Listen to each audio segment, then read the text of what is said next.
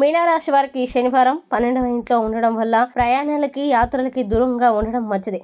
ఈ ప్రయాణాల వల్ల అలసిపోతారు, మానసిక ఒత్తిడి ఉంటుంది. గ్రహాల స్థానం ప్రకారం చూస్తే ఈ రాశి వారికి ఆర్థిక పరంగా ఈ వారం సగటు కంటే మెరుగైన ఫలితాలతో వస్తుందని రుజువు చేస్తుంది. ఇది కాకుండా సమాజంలో మీ స్థానాన్ని బలోపేతం చేయడానికి మరియు సంపదని పెంచడానికి ఈ సమయంలో చాలా అద్భుతమైన అవకాశాలు అందించే అవకాశాలు ఉన్నాయి. అలాగే ఈ వారం చాలా మంది స్థానికులు రోజంతా ఇంటి పనుల్లో పాత్రలు కడగడం మరియు బట్టలు ఉతకడం వంటివి చేస్తూ గడపవచ్చు. మీ సమయాన్ని బాగా ఉపయోగించుకోవాలని ప్లాన్ చేయండి, లేకపోతే మీరు త్వరగా దేశీయ పనులపై విసుగు చెందుతారు. ఇది మీ స్వభావంలో కూడా మొరటుగా కనిపిస్తుంది. ఇంకా మీరు వ్యాపారంలో కొత్త భాగస్వామిని చేర్చాలని ఆలోచిస్తుంటే ఈ వారం మీకు ఏదైనా వాగ్దానం చేసే ముందు మీరు అన్ని వాస్తవాల్ని మీ స్వంత మార్గంలో క్షుణ్ణంగా తనిఖీ చేయాలి. అప్పుడు మాత్రమే ఒక నిర్ణయానికి వచ్చారు. ఇక మీనరాశి వారు ఈ వారం చేయాల్సిన పరిహారాలు గనక చూసినట్లయితే ప్రతిరోజు 11 సార్లు ఓం నమః శివాయ అని జపించండి, మంచి శుభ ఫలితాల్ని పొందుతారు. అలాగే ఈ వారం మీనరాశి వారికి అనుకూల తేదీలు గనక చూసినట్లయితే వీరికి 26వ తేదీ చాలా మంచి రోజు. ఈ తేదీలో ఏ పని ప్రారంభించినా సరే మంచిది.